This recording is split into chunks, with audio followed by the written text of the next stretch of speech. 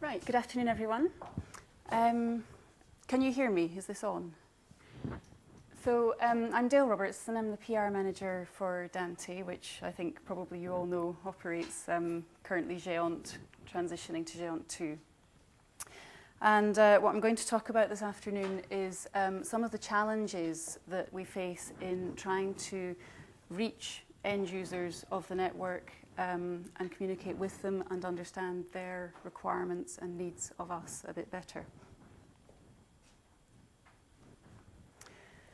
So firstly, just have a quick look at some relevant characteristics of the European research networking landscape. Just in case you can't see these slightly fuzzy clouds that are in this diagram, this is actually a diagram of what we call the supply chain in Europe, and the clouds at the bottom on each side are marked end user.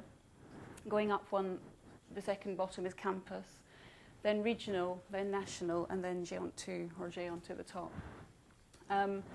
So in practice, an end user, an end-to-end international path within Europe between one country and another could, in fact, we've worked out, have as many as something like 13 or 14 hops in it sometimes.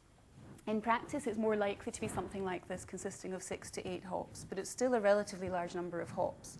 And the actual chain between Géant 2 itself and the ultimate end user is relatively long. So we face quite a challenge in actually trying to sort of cover that distance, if you like. Now, obviously, that's slightly different if you look at it from an NREN perspective. You're just that one step closer, but all the same, it's a challenging situation for them as well. And we'll hear some more about that a little bit later on.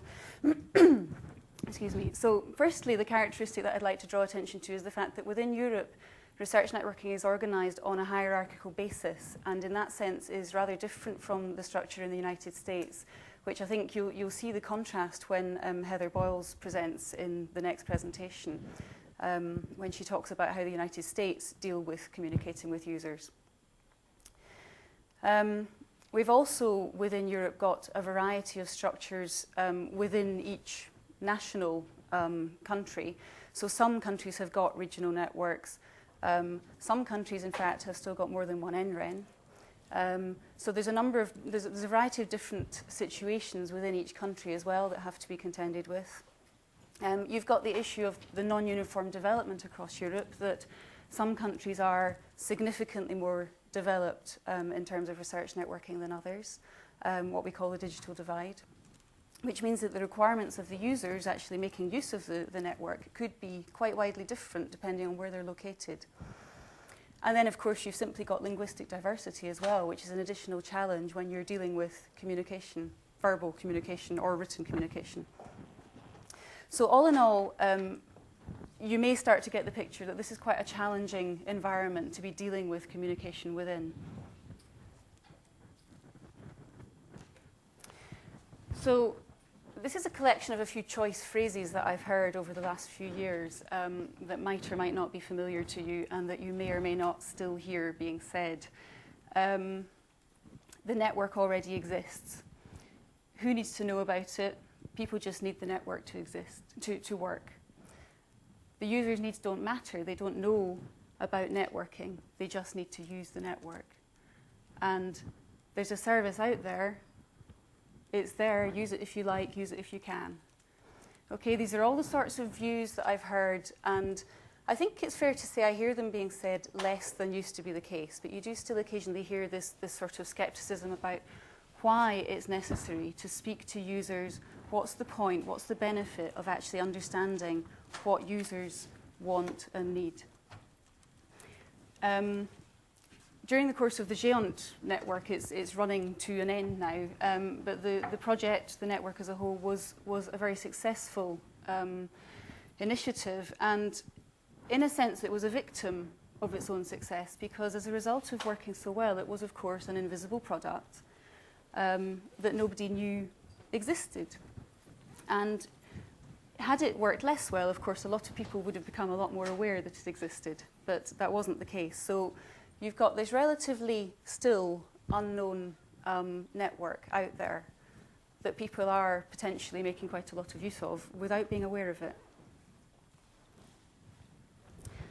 So here's a few slightly more up-to-date ideas of the attitudes we might have towards communicating with people. And why should there be this change at all? Well, basically, we've got this emphasis that's moving from a technology viewpoint of what we all do to a service viewpoint. And that's the sort of point that will be picked up by Elise, in fact, which is the third presentation in this session. So you'll hear some more detail on that as well. So basically, a suggestion for a slightly more modern viewpoint, let's say, is that to provide a really good service to the users, we need to understand what people want. We don't need to decide for them what they want and give it to them. We need to hear from them what they want and understand it properly and actually meet that. So after all, the services are provided for the users. That's the reason that the public funding is given to build networks such as GÉANT 2. And it's important that we actually take notice of what people really want this network for and what they want to do with it. So we need to know what users think, need, and want. In other words, user becomes customer. And that might sort of sound familiar. You know, there's a certain worldwide chain of hamburger restaurants that talks about the customer is king and so on.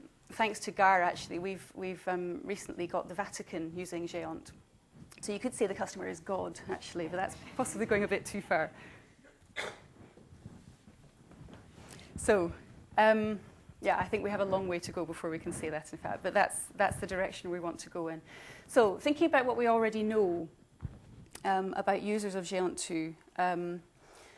So going back a couple of years, there was a very extensive piece of market research performed as part of the GÉANT project, where the overall conclusions really were that there was a high level of satisfaction with the network amongst the people surveyed, but there was a relatively low level of awareness that the network even existed. So they didn't know what it was called, they didn't know how it was structured, they didn't know where it was, how things fitted together. And interestingly, there was a conclusion that said that increased awareness of the network could actually result in an increase in its usage as well.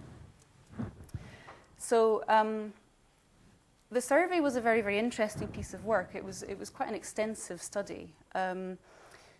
Interestingly, I think it's fair to say we have not done as much with the data that was collected by that survey as might have been the case. And I think that's an interesting indication of the amount of ground that we've got to cover between where we are now and where we need to get to in terms of really being in touch with the needs of the user community. It's quite a big challenge, quite a big piece of work, really.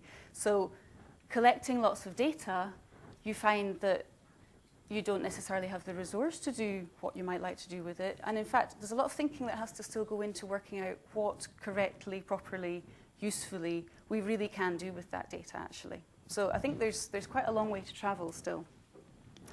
Anyway, the conclusions of the survey were very interesting, I think, and it seems fair to say that it would be desirable to increase awareness and to increase usage of the network. So you've got this publicly funded network. You want to try to get as much benefit for the people it's intended for as possible. But how do you communicate, given the supply chain that I showed you, with up to what might be as many as 30 million people? Okay, it's a very unscientific derivation, that number, so don't rely on it too heavily. But if you take a general estimate of the number of people who are in education and research across the number of countries that GÉANT 2 is directly interconnecting, actually 30 million is potentially quite a conservative number. So you start to get some sort of feel, perhaps, for the size of the challenge.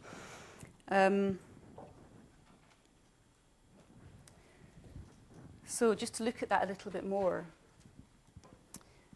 this is a few details of the PR activity that was performed during the GÉANT project. So GÉANT ran for 4 years and is really just at the wrap-up point now. And there was relatively typical PR activity performed during the course of the project. So we went and represented the project at events such as this one, or ones that were perhaps more policy-oriented or sometimes more user-oriented in a narrower sense. We printed up brochures and we made presentations at lots of meetings and conferences. we produced a video that many of you might have seen. In total, we estimate that something like 30,000 items of stuff of some form about Géant, whether it was a brochure or a form of merchandise, were distributed during the course of the project, which in absolute terms is a relatively large number, but when you compare it against 30 million or more potential users, it's hardly anything. You're reaching a very small percentage, potentially, of the people that you really want to be getting out to.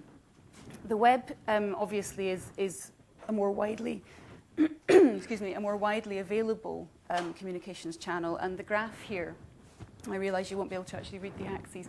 The graph, in fact, shows page hits on the Géant website, on the homepage of the website, between November 2003, which was when, it was shortly after the implementation of a new website, at which point we started to keep statistics on this, through until April 2005 at the far end. And what it's showing is that, in fact, homepage hits on that website more than doubled during that time, from about 4,500 hits per month up to about 10,800 hits per month. So again, you've got relatively healthy statistics, but they're still quite low when you compare them with the actual overall size of what you're potentially dealing with out there.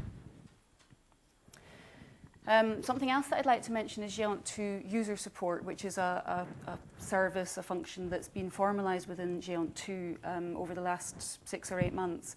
And that's a user support and consultancy service that is being provided by Dante and the NRENs working together, aimed specifically at one subsection of the user base, which is what we call demanding pan-European users. So this is the relatively small number of projects that operate on a pan-European or increasingly an international basis, who can't just plug and play. They have demanding needs of the network. That means they need the support of specific network engineers to actually help them to configure things correctly and really get the performance out of the network that they want to have. There's actually a presentation about that in, I believe, the next session in one of the rooms actually later on today. So if anyone's interested, there's more information available on that. So, but that's just one subsection of the entire user population. So what about everybody else? These statistics mean that we're hitting something like 0.1% of the people out there that it would be relevant to communicate with.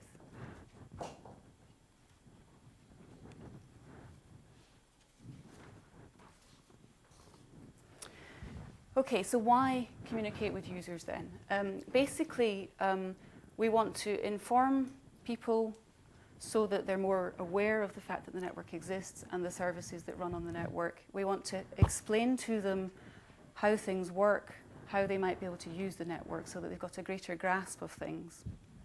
And in some cases, it's actually necessary to specifically support, so in providing actual human contact in some cases to actually enable people to use the network in practice. And in doing all of that, justify the public funding that is provided for the network. So we need to try to ensure that users' requirements are understood and met. But, as I hope this little diagram helps to convey, it's a two-way street. So the PR activity that I showed you in the last slide is pushing out. It's pushing out communication to users. It's not necessarily collecting stuff back in. And as I mentioned earlier, we've run a survey which has collected information back in, but we're not necessarily as well equipped as we might like to be to actually do the most useful things with the data that we've collected.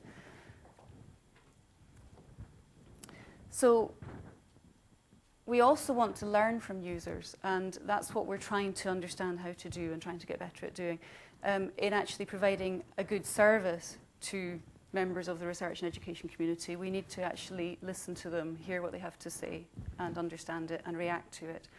So we need to, first of all, know who these people are. There's so many of them out there that we don't necessarily know who these people are exactly.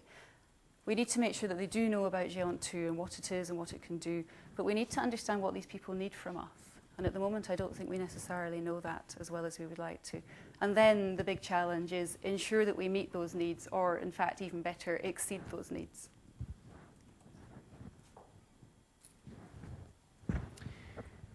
Okay, so as well as having a very, very large absolute number of potential users out there, you're also dealing with a very diverse community. So some of the characteristics that they might have is that when you're thinking specifically about Géant 2, you're definitely dealing with international communication, okay? But I should say that as soon as you add the NRENs into that equation, the NRENs, of course, are interested in people who are communicating on a national basis as well. So although if you look very exclusively at things from a Géant 2 perspective, yes, the international communication is important, but I think in practice it's possible to be distracted by that, because this issue of communication with end users is one that involves NRENs as well. So I think we need to treat this international communication issue with some care, and you'll perhaps see a little better what I mean by that slightly later on.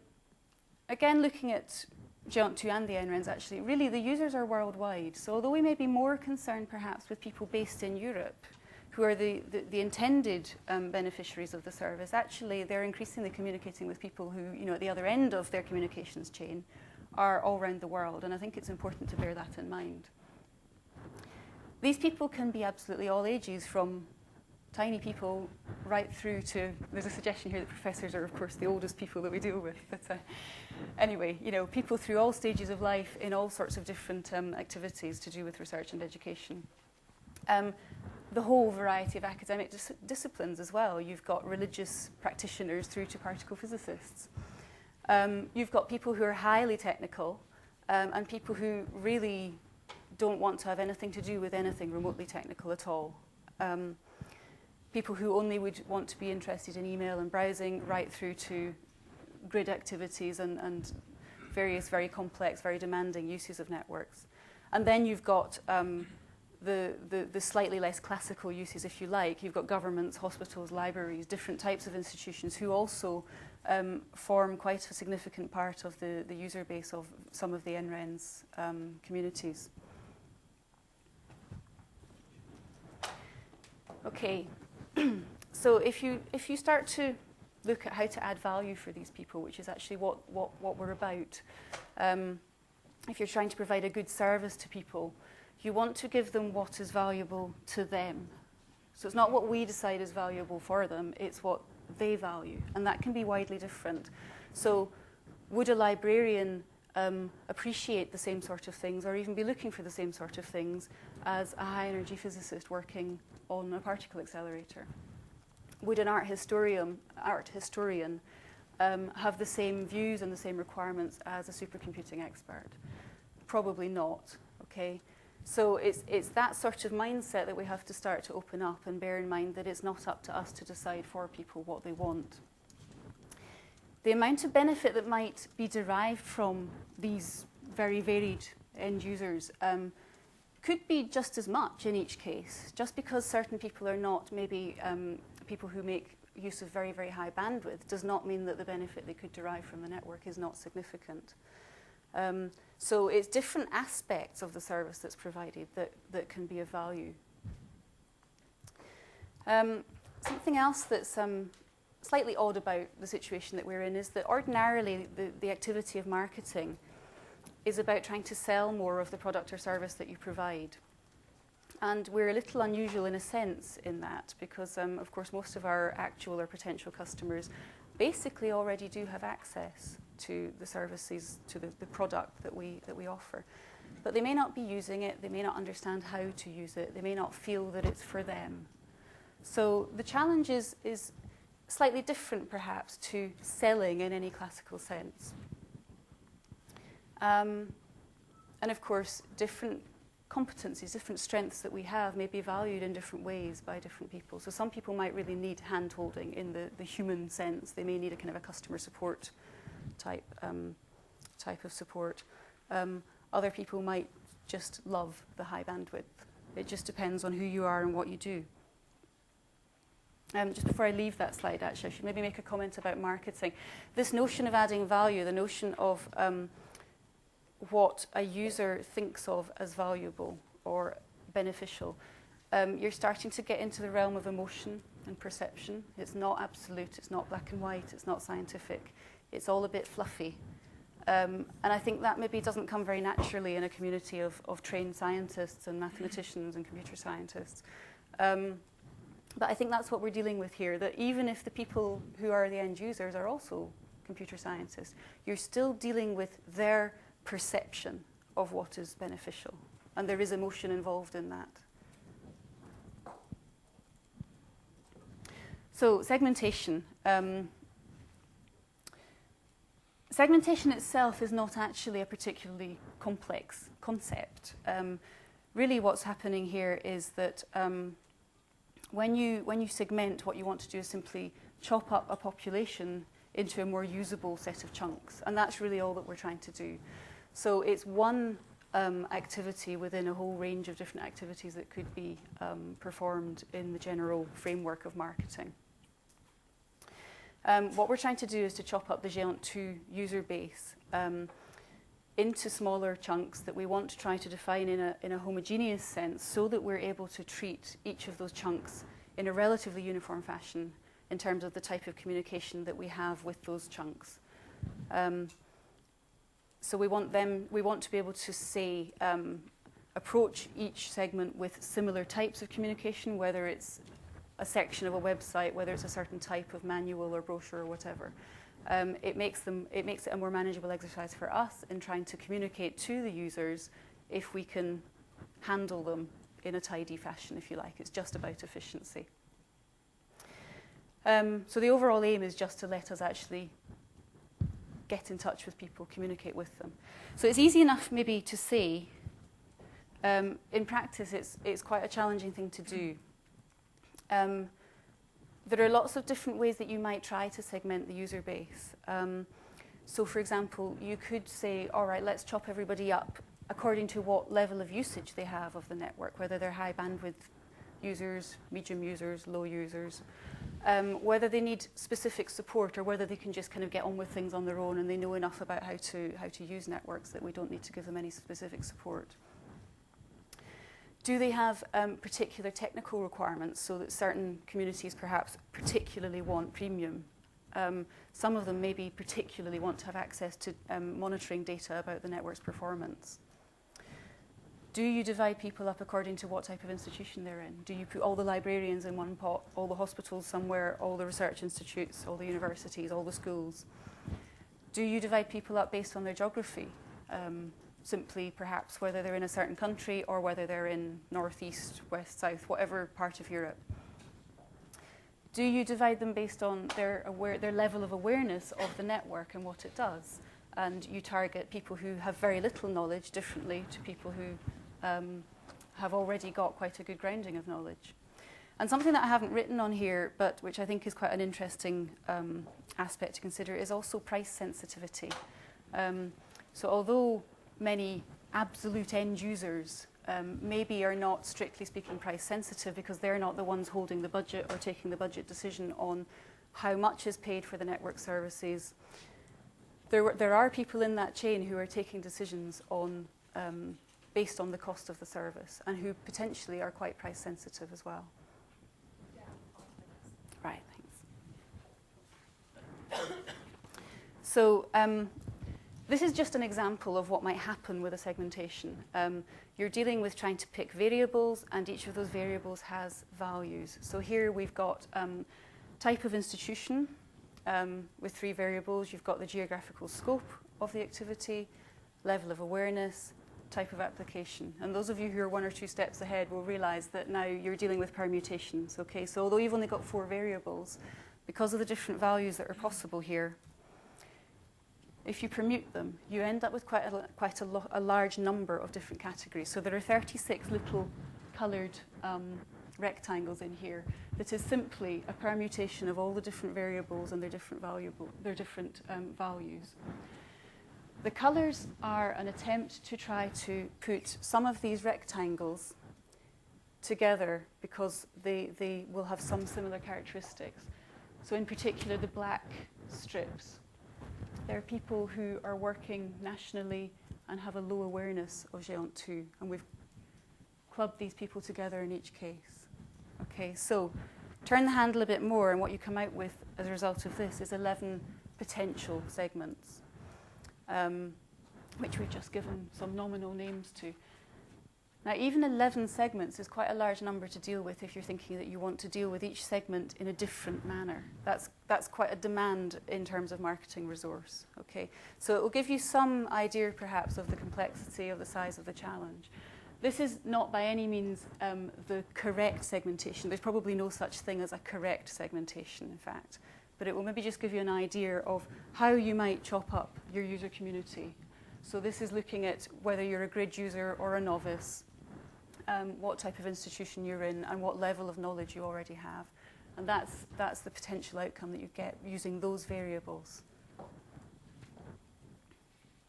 I should say at this point, actually, that a strict view from the GÉANT 2 point of view needs to add the NRENs into this as well. Okay, so they're not in here because they can simply be added in either as one segment or as several segments as well. But you've got to put that into the equation as well. So what are the issues that you're facing in terms of segmentation? You need to be clear about why you're doing it. Okay, and in this case, at the moment, the reason for doing the segmentation is to try to organize the communication that we would like to have with end users.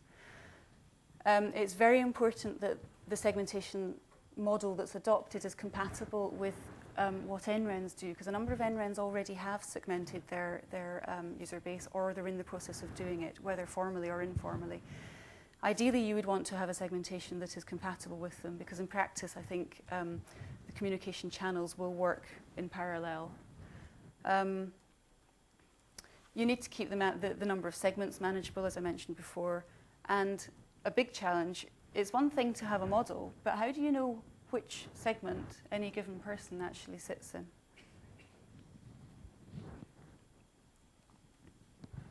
So in terms of what's actually happening practically within GÉANT 2, the model I just showed you was an initial proposal that was discussed with NRENs in March at a meeting in Denmark. Once the TNC is over, and in fact the GÉANT 2 launch conference next week, we need to go back and revisit that model and have some more discussion with the NRENs. I would say it will be revised, but then shortly afterwards we're going to implement the results as an initial segmentation. We need to try to test it, try implementing it, see if it stands up, see if it really is going to be able to be used in practice. And then we start to actually develop marketing materials that will fit with the segments that we develop. So I've mentioned briefly NRENs so far, but looking a bit more specifically at this. Going back to the supply chain that I showed at the beginning, the NRENs are GÉANT 2's primary customers, so they serve a number of very sort of special roles, if you like, within this context. They're the primary customers of the network. They're also project partners within GÉANT 2. So as customers, they are at least one segment or perhaps several segments of their own, okay, that have not been shown in that model, but obviously need to be added into it as well. But they themselves are product providers, so ideally, as I mentioned before, you want to have a dovetailed approach so that things work smoothly and as simply as possible. They're a potential distribution channel for dissemination, obviously. And the NRENs, in fact, in practice, do act as an interface to GÉANT 2 users in many cases. So Dante does not tend to have direct contact with users, except with this select group of demanding pan-European users. Looking a little bit more generally at how the segmentation fits in. Marketing generally, it's about trying to understand what constitutes value for customers, how to create that value, how to deliver it, and how to say that you're delivering it. Okay, so that's the sort of general challenge that the segmentation is only one part of.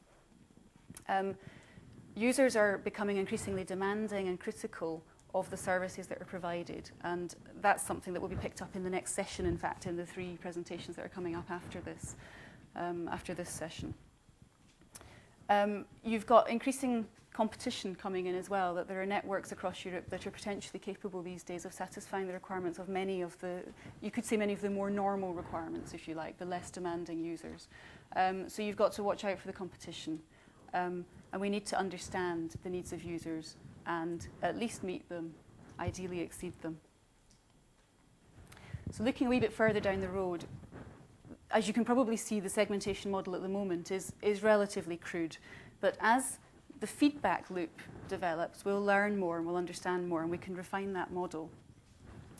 We can have a more detailed segmentation of the user base and have more sophisticated, more targeted communication as a result. And that's just one step on the way to a marketing strategy for Géant 2. Thank you.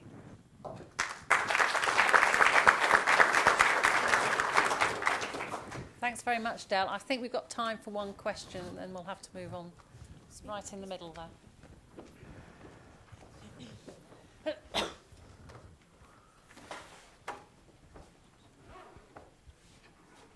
I'm interested to know how you know when you've been successful. Sorry. I'm interested to know how you know when you've been successful. Maybe it's in terms of behaviours that you start to see customers exhibiting. How do you know when you've won, when you've done the good job? That's a good question. I think really, part of the answer might be that, in fact, it's something that should be defined. So, for example, would we define success as being that we want awareness of the network to be a certain percentage, 75% or whatever? But you can define what success is, but I think in terms of actually working out whether you have achieved it or not, I think market research is probably the way to try and achieve it. So running another user survey at some point in the future and seeing whether the results that we got 2 years ago are different to the results we get in the future, and whether we got greater awareness or greater levels of satisfaction. That's probably the most scientific way that you might actually be able to measure your success. But in terms of behaviours, what behaviour are you looking to engender through the communications? How do you want your customers to behave differently? Or is it about a mindset change? Well, I suppose, the behavioural change, I suppose, would be trying to increase usage of the network. So you'd want to have more people making more and perhaps more demanding use of the network. So you'd be looking for a shift from either non-user or light user towards heavier use, I would say. Okay, thank you very much, Del, for your presentation.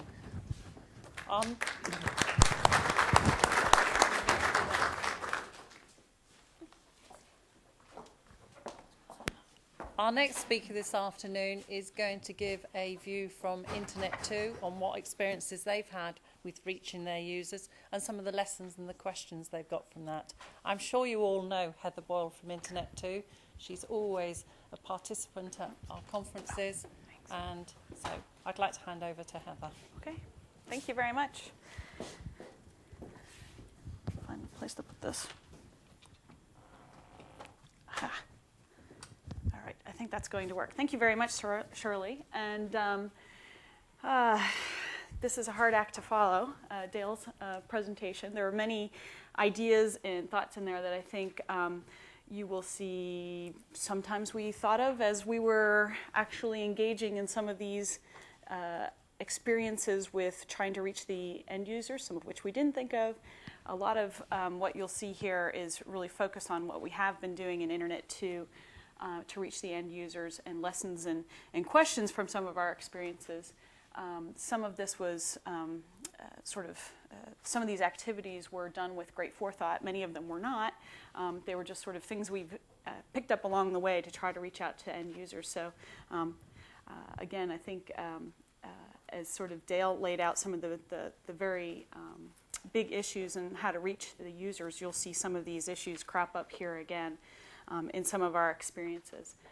So again, I'm Heather Boyles, and I'm on the Internet2 staff. I'm actually part of our organization in member and partner relations.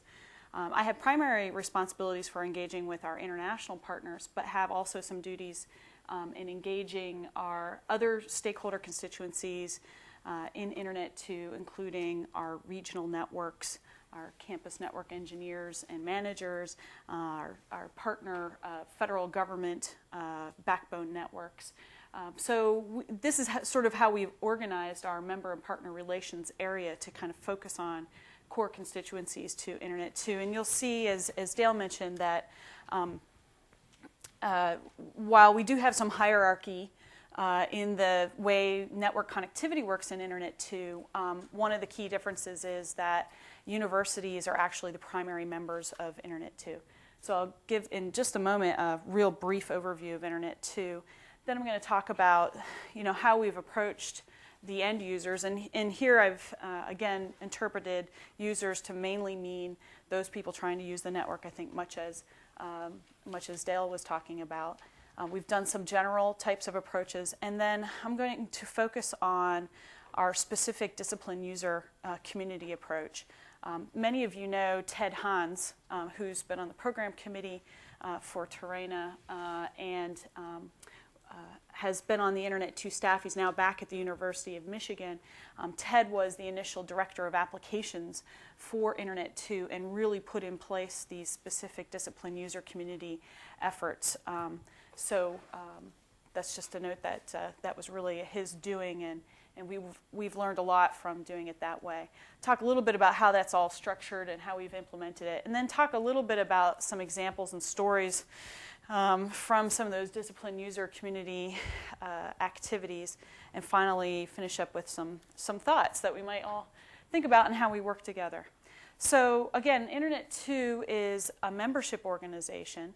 Its primary members are universities. We do have other members, corporate entities, as well as sort of a catch-all category we call affiliates, which include some of the U.S. government research labs, other not-for-profit organizations like the Smithsonian Institution, some museums.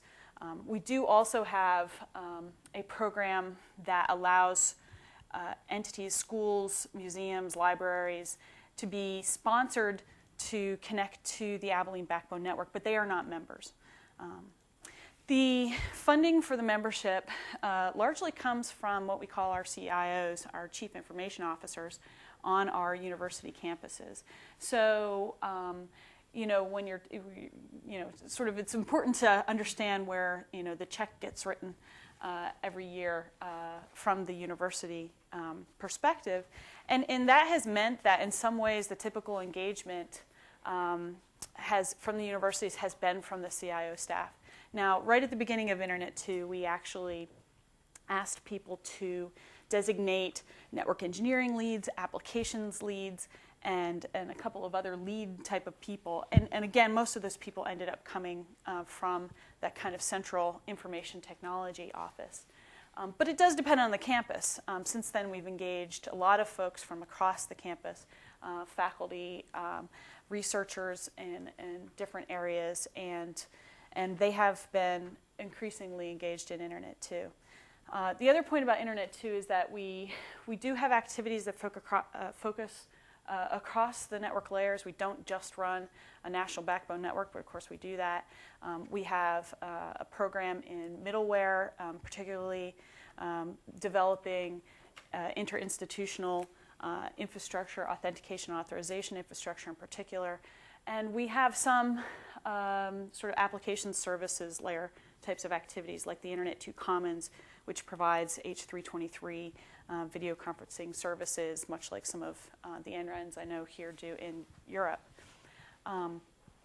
The central staff of Internet 2 are focused mainly on facilitating and coordinating the activity of our members. There are some staff who are, of course, involved in more service-oriented activities, and it's only in the last couple of years that Internet 2 has even used the word service. We were really trying to stay away from that at the beginning of Internet 2, although it was always obvious that one of the services we offered, of course, was this backbone network that we call Abilene. And of course, since then, we've come to offer quite a few other services. But just the kind of where we've come from is thinking about helping to facilitate and coordinate those kinds of activities of our members that would really drive the work of Internet 2. So there are a lot of different things that we do to try to engage the users, but I kind of split them out into two kind of categories. One is sort of a general approach across disciplines, and then is the discipline specific. So we have put in place a couple of programs and activities to reach across the disciplines generally. We do something called Internet 2 Days. These are actually done by the university members themselves. They put these on, they organize them. We help. We provide sample agendas and topics and so on from previous Internet 2 Days. We also provide speakers. We help them engage people from other universities who can talk about examples of what they're doing with their network. And we have provided, in many cases, equipment to the universities so that they can run demonstrations in the course of their Internet 2 Day. And these Internet 2 Days are focused on reaching out into the campus community and letting them know that they're connected to this network infrastructure called Internet 2, and that and what people are doing with the network. And again, generally those focus across the disciplines, across the campus community. Of course, we have our member meetings. We have 2 member meetings a year, which are really focused on bringing together a wide range of individuals working on across all those layers into a number of sessions, middleware, network engineering, application-specific kinds of activities. And there are a lot more community-specific meetings that we hold. I think there's something like 60 meetings a year or something like that, some of them very small. But the 2 member meetings are really 700-person apiece kinds of meetings, so you get a large mix of people. We've run some contests to try to engage people in using the network. Many of you may have heard about the Internet 2 land speed record. This isn't so much focused on reaching out to users, although, of course, because it's mostly folks who really like to do sort of the network engineering and run with, tuning the network to the best possible land speed record entry. But this is about, but this has engaged, of course, some of our most demanding users, the high energy physicists, who are always putting in land speed record entries. This isn't, by the way, limited to the Internet 2 community. We've had lots of winners from outside the US. But the more important thing, I think, now is that we've come up with our Application Strategy Council, which is one of our advisory councils in this area. It's come up with a new contest called the IDEA Award, which is focused on creating a contest for innovative new applications. This has just come out, and the idea is really to focus not just on sort of high bandwidth applications that need land speed record types of performance, but innovative applications that allow communities to do things in very new ways that also have some broad impact. One of the things that the Application Strategy Council has been concerned with is that we haven't seen a lot of applications come out that have had broad impact across a wide range of users. So there's information about that on the Internet 2 webpage. And then we have overall communications and public relations types of activities, much of which we have begun coordinating with Dale and other colleagues at SurfNet and Canary as well to try to get some ideas about how we can all think about communicating about this kind of advanced networking that we offer. My colleague Greg Wood, who is our Director of Communications at Internet 2, put together this workshop just recently to try to help draw out some of these issues, and you can see some of the presentations there. I'm going to move on here quickly. So the second approach has been to engage specific user disciplines. And again, as I mentioned before, this was something that was started under Ted Hunt, and we actually decided to go ahead and engage staff to specifically reach out to 3 different areas: science and engineering, health sciences, arts and humanities users. More recently, we have a staff person now who's focused on reaching out to the network research, computer science community. That's been a little bit organized a little bit differently, but I'll talk about that as well. Obviously, this is focused on communicating with these disciplines, but primarily what we want to do is engage them in our activities, provide them to the extent that they need it, introduction to the services, the capabilities that the Internet 2 community provides them, and to also cross-fertilize between disciplines to try to share what types of things are working, what kinds of applications are being used, what kind of technologies are being used. So we actually have a full-time person, Ann Doyle, in the arts and humanities. We have this actually, the slide is a little dated because Charles has now gone on to security full-time, so we don't have him anymore, but we have a half of a full-time person right now in science and engineering, and that will come back up to a full-time position. We have a full-time person who reaches out to the health sciences community. And then Rick Summerhill probably spends about a quarter to a third of his time working with network researchers. So again, Rick's a little bit different here, but I'll talk about that in a minute. Moving on to what some of our experiences have been. So many of you know about the EVLBI community. The radio astronomers have become sort of the poster child of advanced networking in some ways. And these are some of the notes from Charles Jun, and particularly his outreach to this community. And this is going on, of course, in other countries as well. Here in Europe, there's the European EVLBI effort, and there's EVLBI researchers in Japan as well, and all around the world. So a number of our actual, advanced networking organizations have been working with this community.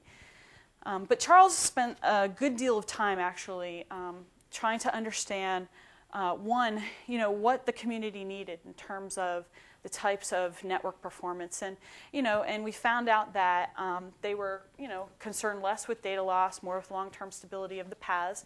That means that feeds back into what we're doing with the network. Of course, they've been very much again poster child, particularly for the kind of hybrid IP and optical networking architectures that are now being explored, both by us and here in GÉANT too, and so on. Some of the things that Charles ultimately ended up helping them with was doing some network testing. He got them introduced to some of the tools that our Internet to End-to-End Performance Initiative actually was developing, and they started to use those to kind of really understand what it was that they needed from the network. He introduced them more broadly to the Internet to Advanced Networking community. I should say that this is mainly the EVLBI efforts in the U.S. are mainly based out of the institutions associated with MIT Haystack. And he was able to help introduce them to some of the other disciplines using advanced networking, much like the high-energy and nuclear physicists, who, of course, are some of our most advanced and demanding users. One of the things that I think was learned out of this is that this kind of focused effort with a pretty small community, this is a relatively small community discipline-wise, but very energetic and very interested in engaging with us. It made for a good return on investment. Now, one of the things that actually ended up happening was that one of the fellows that worked at MIT Haystack, who became really quite engaged in this and in the networking side of it, ended up leaving to take another job. And it was almost like, all sort of efforts stopped. They've since been able to engage somebody else to specifically focus on the networking aspects of their science. And so, they continue to move forward. But because it is a small community, there's also, not so many people that are available to focus on some of the networking aspects of the science. So moving on, I don't know if that was a signal or not, but health sciences area has been a really sort of interesting place in which to work. My colleagues who, first Mary Kratz and now a fellow named Mike McGill, who have taken on this area, have a real challenge on their hands. It's very large and very diverse. We're focused on the research, education, and the research into clinical practices.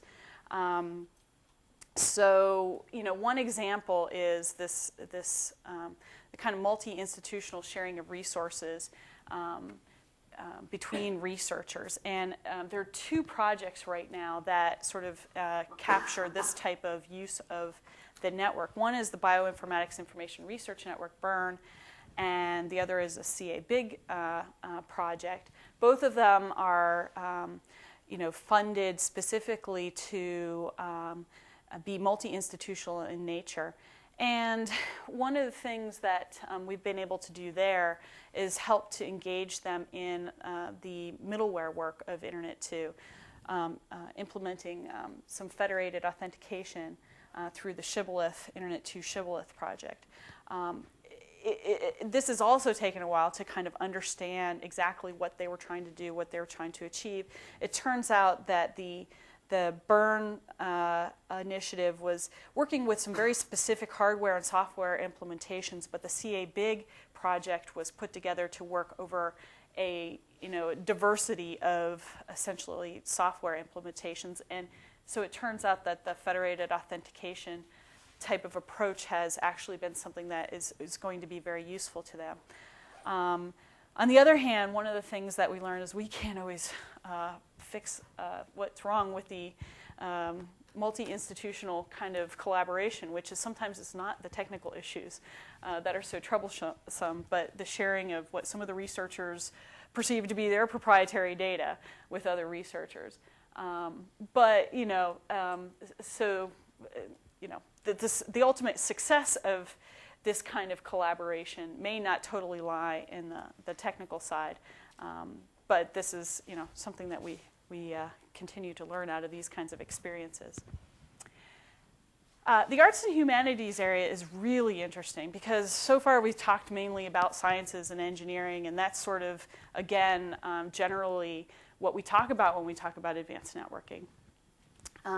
The arts and humanities, this is sort of one of the areas where I think Ted, having hired Ann Doyle, who is our staff person in this area, was very, very, with great foresight into how much this could make an impact on what we're doing in Internet 2. So far, this initiative has been focused on enabling collaborative live performances and master classes and so on. Obviously, there's a lot more space in arts and humanities, including sharing digital archives of cultural items and all kinds of things in that realm. So far, we've you can only do so much, so we focused our efforts in the performance area. And some examples of this work you may have seen if you've come to an Internet 2 member meeting. We often have, as part of one of our evening events, some entertainment that's actually really part of a live performance over the network. But there's, besides just the demos and sort of gala events in the evenings at our member meetings, there are real live day-to-day things going on in this space. The New World Symphony is a teaching orchestra. It's located in Miami and South Beach, and they are connected to the network, have been for some time. They have been real pioneers here. And the interesting thing here is that everybody thinks, oh, the big sciences, they're the big pushers of, they'll be the big drivers of networking technology. And by and large, that's true. But it turns out that a lot of the video and audio requirements that the arts and humanities community, particularly arts community, have really driven the network performance issues as well. And so we've seen, for example, the New World Symphony move from using H323 video to connect students and master musicians for these master classes to MPEG-2 types of video, to now they've been really actually on the forefront of using the DVTS technology, which allows them to basically connect in a digital video camera to the network, and it runs about 30 megabits either way. There's different sort of implementations of it, but this community has really started to use this on a regular basis, and they're finding out all kinds of interesting things about how you use the network in a performance setting and with some of these production techniques that you really need to have high quality audio and video that we think will actually ultimately have a lot of impact on how the rest of us all use audio and video. Now, we may not have as strict a need for some of the audio quality that they have in our video conferences to collaborate with one another, but certainly that can only help enhance our collaboration. So, the lesson we learned here, I think, is that some of the non-usual suspect communities can actually be really useful in helping move along your networking technology. Okay, last community is the computer science network researchers. This, community is important both as a major user of the network as well as a major contributor to the network. Clearly some of the other discipline communities have been as well, as I just said, with the arts and humanities, helping us to understand how to really use audio and video over the network. But, the network researchers are kind of a special case since they have, of course, we have this goal in Internet 2 of not just providing the network technologies, but advancing the network for the betterment of our own capabilities as well. So, lesson learned here, how to ask the question about what it is that your users want. I think, this is sort of my own opinion, but when we started out in Internet 2, we asked this question, how do you want to use the network? And all the network researchers said, we want to break it, And we kind of struggled to figure out how we were going to run a production network that our users could rely on, as well as, breakable network. Well, we really never got there in the first phases of Internet 2. And it wasn't clear that a breakable network on a national scale was really needed. And so, a couple of things came along in the meantime. In the meantime, the folks, there's this Planet Lab project that we have been able to use our national backbone network to provide essentially overlay capabilities to. So they have, Planet Lab has machines all over the world, but they also have them at the core router nodes of the Abilene Backbone Network. And that's been a wonderfully sort of synergistic kind of project that has allowed the network researchers to use the network, but not, interfere with the production use. More lately, we kind of reapproached with a new question, saying, well, okay, especially young computer scientists and network researchers who are just starting out, what is it that you actually need to do your research? And the answer came back, data. We want real live data from your network. And so we put in place this Abilene Observatory project, which collects data at all of the core nodes of Abilene and makes that available in like the rawest form that they want to network research projects. And they have to apply to get it, and so we understand what's going on. But there are about 20 computer science network research projects now using the data collected from the observatory project. This was fairly easy to do. It wasn't really that hard to put these machines in place and collect the data. And we're seeing these research results now show up in IEEE conferences and so on. And one of the problems that, frankly, Internet 2 being mainly an organization led by CIOs, has had is some credibility problems with the network research community. And this has really changed things around. It's not only helped their research, but it's helped us sort of build much better linkages to the network research community. So this is, again, a lesson here is to try to understand what they really need. Okay, last two slides. So given all that, things that we still worry about. Scalability. Obviously, we have 3.5 maybe people focused on the discipline, these particular discipline communities that I just talked about. Now, we have a number of other people in communications, and PR, and stuff like that who end up helping to support a lot of the communications with those discipline communities. But we clearly do not have, we could never employ enough staff, one for each community. And there's lots of other scientific communities out there that we really think could use the network and we really would like to engage. So how do we scale that? And, given that we may or may not be able to scale that, how do we pick the disciplines that we begin to use? We've been thinking a lot about the life cycle of engaging different disciplines, especially like with EVLBI folks, getting them going. They're kind of going now. But what do we do with, communities like the high energy physics community, which is clearly, again, an important community? They're power users of the network. They, in large part, already know what they're doing with the network. But we obviously need to stay engaged with them to both bring what they need into the requirements of the future network, as well as continue to reach out to them with our capabilities. And somebody asked it in the last question, I think, what constitutes success here? How far do we get communities along before we can say we were successful in helping to engage them in using the network? Just a few more thoughts. Is there room for international cooperation amongst our various outreach activities here? There are obviously international communities here. As Dale mentioned, there are many of our big users are actually using facilities that are located, outside our networks across the world. How do we sort of organize ourselves to perhaps, jointly support these communities? And then, just as is going on here in this session, sharing models and approaches and implementations of these kinds of outreach activities is very interesting to us. I don't know if this is a correct characterization of what Elise is going to say, but I sort of was intrigued by what I think I saw of the SurfNet sort of more of service-focused outreach versus our discipline community outreach. What lessons might we be able to learn from each other, and or adopt some of those different strategies? So that's it. Thank you very much.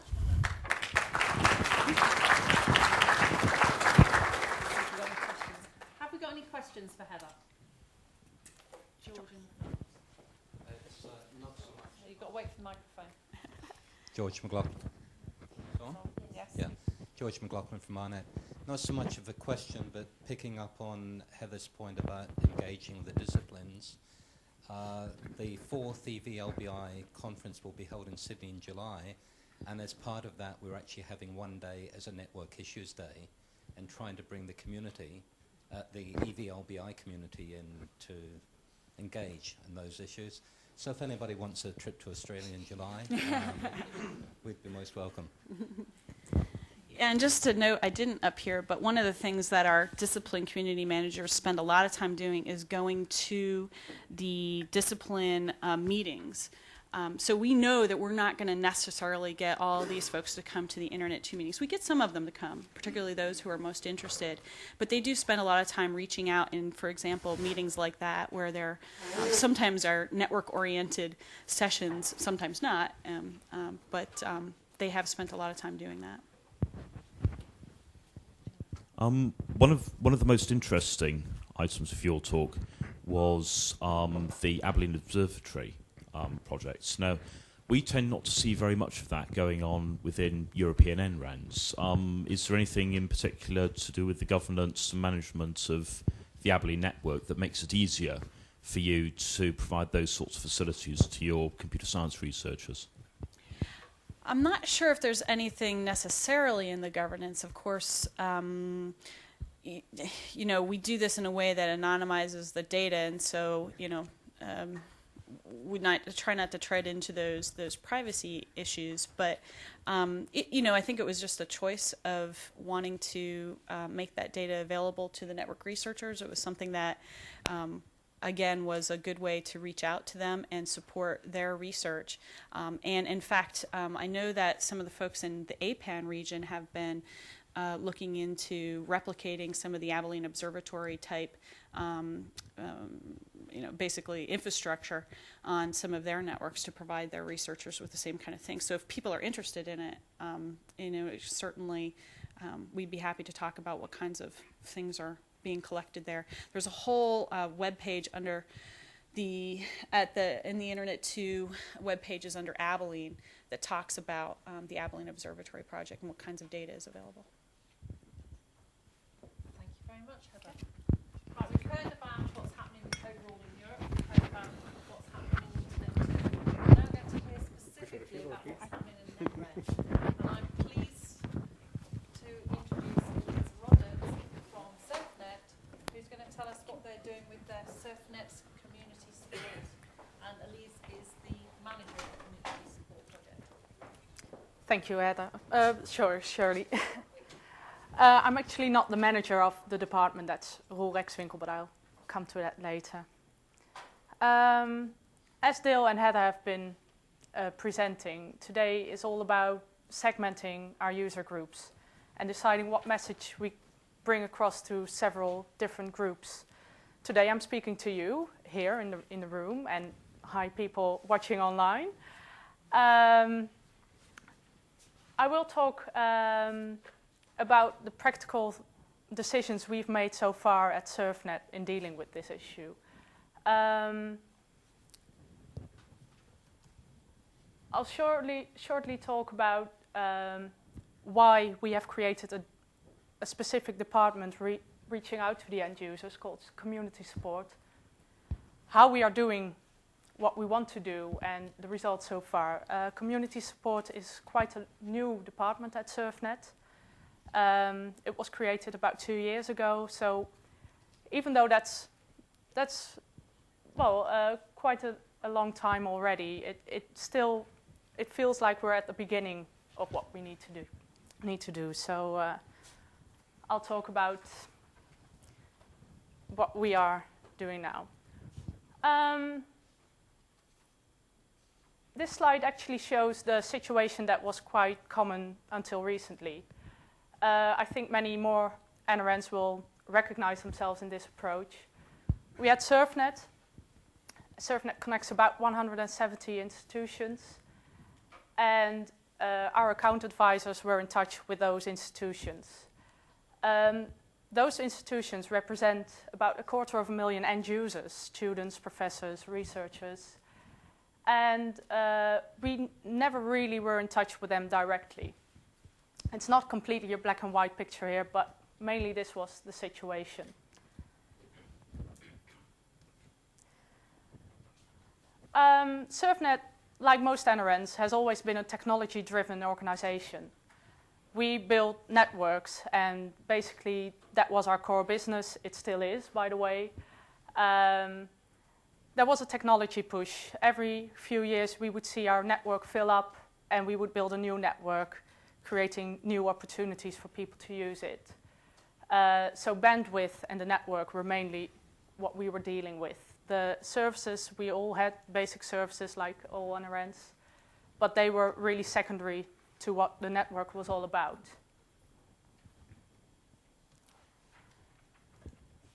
Well, as you all know, things have changed. Bandwidth alone is not sufficient anymore to provide what the customers, our users, want. We need to have a look at what it is that makes our network more valuable than any other commercial network. And I think for NRENs, the most important thing is that we have the ability to still look at technology that has not been demanded by users yet, but will be in the future. So we can work ahead of time in technology, whereas commercial providers will mainly look at what the users want and need at that moment. They need to have a market that's big enough to launch new services. But on the other hand, we do have to look at what our users need as well, because they won't notice all the innovative things we do as much as we would like them sometimes, and they will focus on what they want to use now. So we need to focus on them as well. So the main thing here is that basically we're not just a technology-driven organization anymore. We also have to look at what the customers want. So here is about the same picture again, and I'll show the new situation. We still have our account advisors. That hasn't changed, and that won't change. But we have added a direct line to the end users. And together with that, we have a department, community support. You'll notice that there's a little question mark there. I'll get back to that later. In this extra link to the end users, there's also a division within SurfNet. We now have 2 outlet departments, the account advisors that contact the institutions directly, and community support that deals with the end users. We have also split up our portfolio in order to accommodate that. So we have wholesale services and we have retail services, and both are divided by the departments. My colleague Walter van Dijk will speak about this in the next session. Well, to get back to the question mark, I'll show you what community support at SurfNet looks like at this moment. We're with 8 people. We all have different backgrounds, technical, non-technical. Roel Rexwinkel's the man standing right behind me in the photo. He's head of department. He used to be head of the Department of Product Management. Some people will recognize Sandra Paschier as well. She's chair of the TFPR at the moment and active in TNRENs in that sense. There are 8 people in this photo, and there are still 250,000 end users. So that's quite a big leap. Heather has talked about the segmentations in disciplines, in scientific disciplines. We are also looking at segmenting our user groups, and we have made different choices, although disciplines are also things we look at the moment.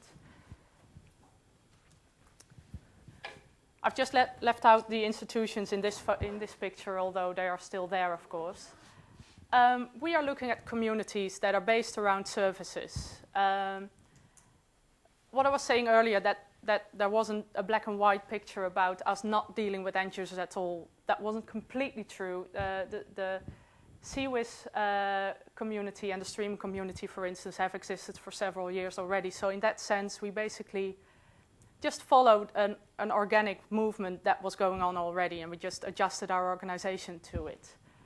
There are 4 communities in this picture, but that's a dynamic process.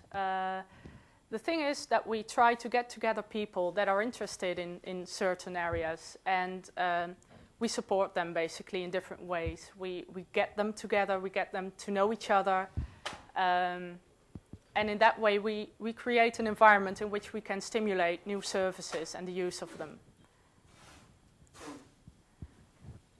The things we do vary a lot.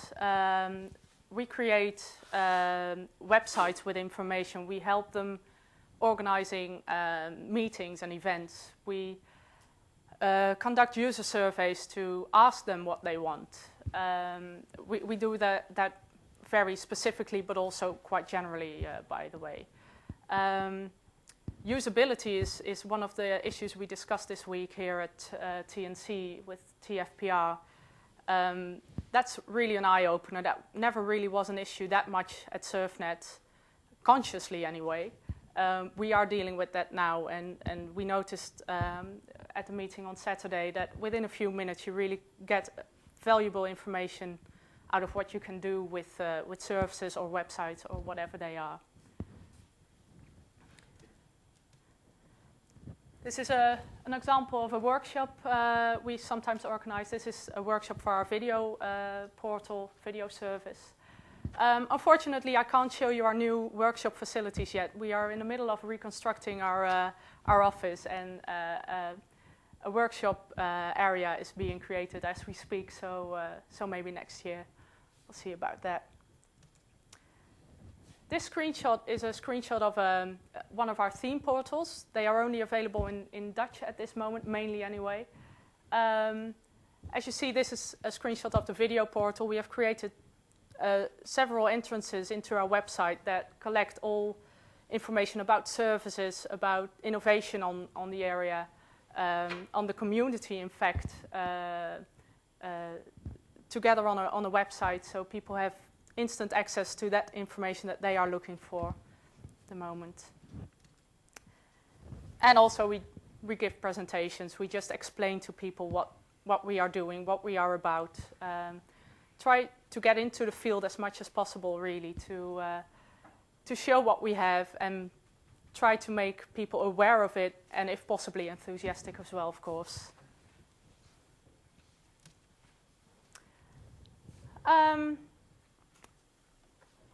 The list of communities I've mentioned earlier.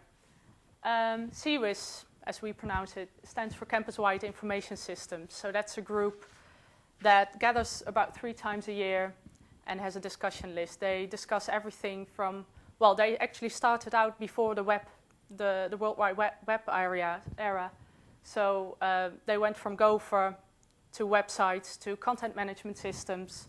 They have a meeting next week on things like RSS feeds and Wikipedias.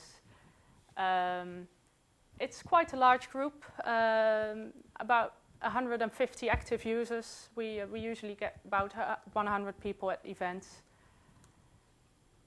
Webstream in English, that's quite an active group as well. They mainly deal with video issues. You just saw the portal.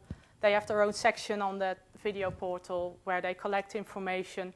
Doesn't necessarily have to be SurfNet information alone, just interesting developments in the field. They collect it there. And basically, these user groups are, well, they are supported by SurfNet, and there are a few people at SurfNet that are actively involved in them. But really, the users do organize all things themselves. So it's mainly the users that provide the information, have access to the back end of the CMS to upload documents, etc. The last two communities, online collaboration and gaming, are quite new, so they aren't very fixed groups yet. But they are dealing with issues that we feel are very much on the rise at the moment. Online collaboration, we just finished a pilot and have decided to create a proper service for people to collaborate online, sharing documents, conferencing. It really involves quite a lot of interaction between users, which is quite an interesting development. And also gaming is one of those topics. It's quite an unknown territory to us, but there are currently projects going on exploring the possibilities of online educational games that will benefit both higher education but also secondary education. The groups I just used were one way of segmenting our user groups. That was a segmentation based on interests, basically, and those interests are attached to services that we provide.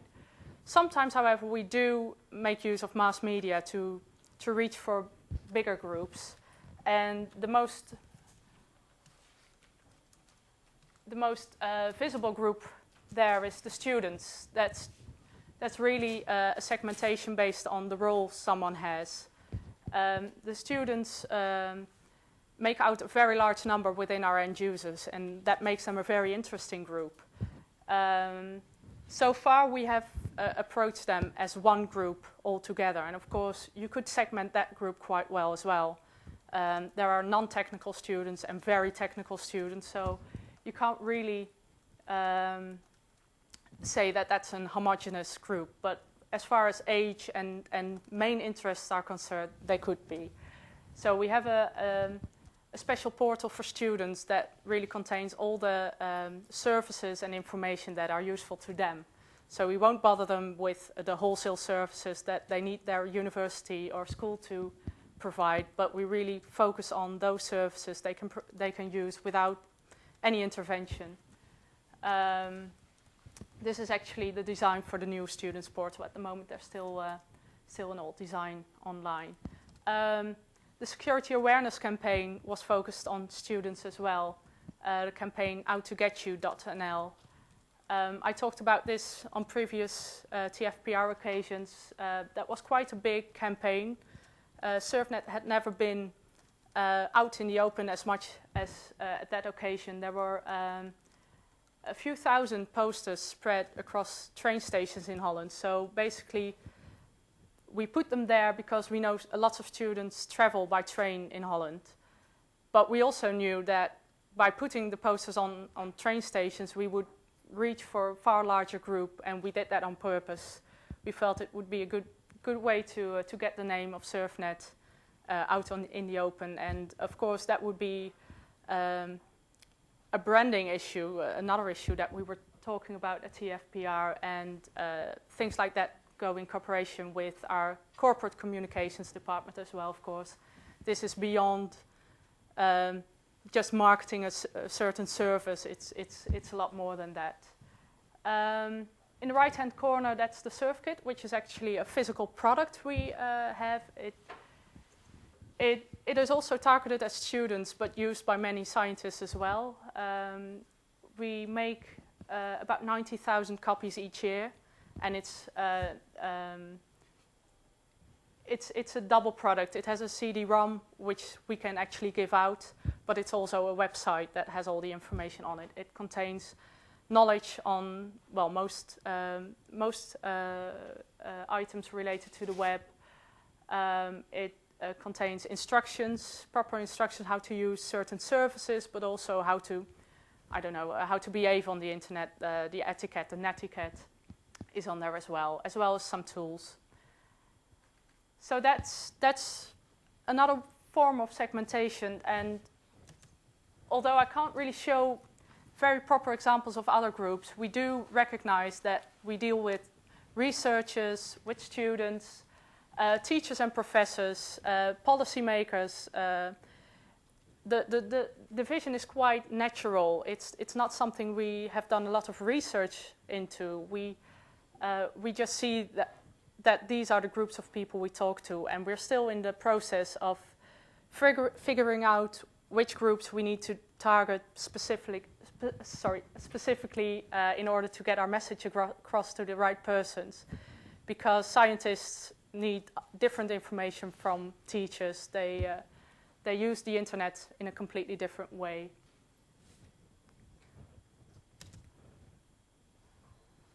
So where do we stand now?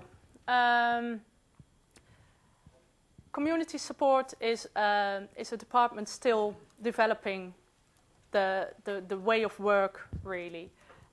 We're always on the lookout for new communities. As I said, it's a dynamic process. If we see technological developments, we will try to figure out if it's necessary to create a community, find the right people to do that. So we are looking for new topics. But on the other hand, the current groups need our attention too. It's an ongoing business. Some of the user groups have existed for 5 to 10 years or even longer. So we value that, and we really need to maintain those relations. User surveys, we've just set up a new system, so we will have a survey each year. And we hope those surveys will provide us with the information that we need to see if we're heading up the right direction, if we need to change things, if what we think is right is actually working. If Dale mentioned that the use of our network is great, but the awareness of it, well, it can always improve, and we are looking to see if we can achieve that. That was what I had to say. I don't know if anyone has any questions. Any questions?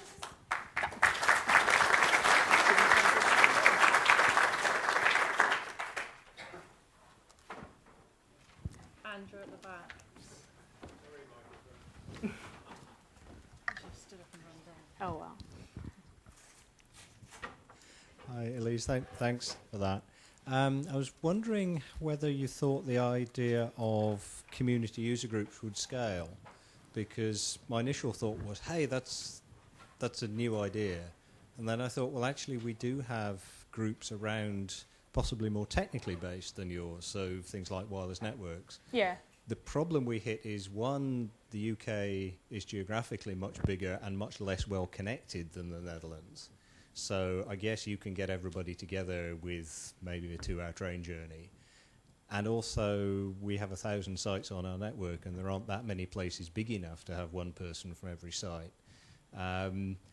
So I guess the question is, how much of your activities are actually based on face-to-face contact, and would you scale them by moving them online where there aren't those constraints? Well, we make use of all the possibilities that we have, but we try to have as much face-to-face contact as possible. I think we have this concept called train the trainer. We try to get like key users together, explain things to them, hoping that they will disseminate their knowledge further. But really what you are describing sounds like a luxury problem to us. Once we hit that stage where that becomes a problem, first of all, we open a bottle of champagne, and then we'll decide what to do about it. But no, I do agree that Holland is a small country. It's geographically much easier to get to people. We're based in Utrecht, which is right in the center, so we can easily get people to come to us. And the groups we're looking at, sometimes the seminars are for about 150 to 200 people. Sometimes there are only 15 people in a workshop. So we do vary a lot in that. And at this moment, that's not a problem for us. We wait for the day to see that, and we'll be happy then. Thanks. Any more questions? In fact, any questions for any of our speakers this afternoon? There's one there. Yes, Przemysław Baszkiewicz, Warsaw University. Do you conduct direct surveys to the with users? do 10% of users? How do you ask them? Basically, we make a selection out of our users, and we need the institutions to collaborate on that, because usually we try to get our user surveys out to the universities and they spread them amongst a number of people, and we just say, well, we would like to have so many students, so many scientists, and it's a selection. I don't think it's quite 10%, but I think we did survey a few thousand people to get comparable results. Thanks. Yeah.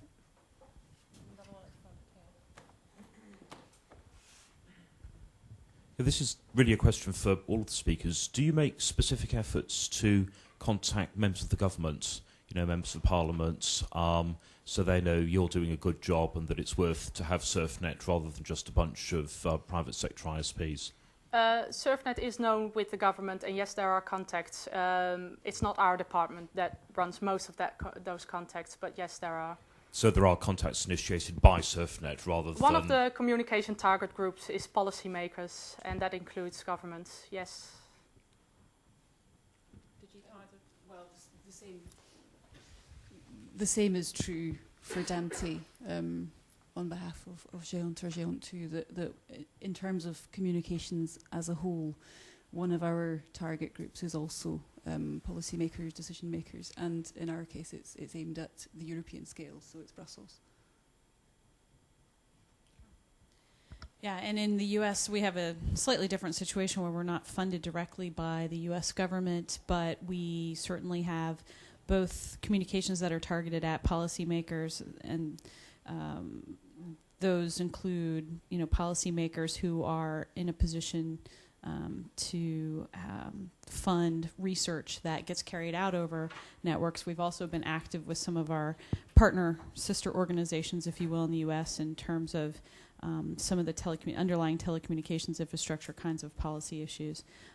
And in fact, we have a very close working relationship with the National Science Foundation, even though we don't derive the majority, or really very much at all, of our funding directly from the US government. One last question? No? Okay, I'd like to thank all of our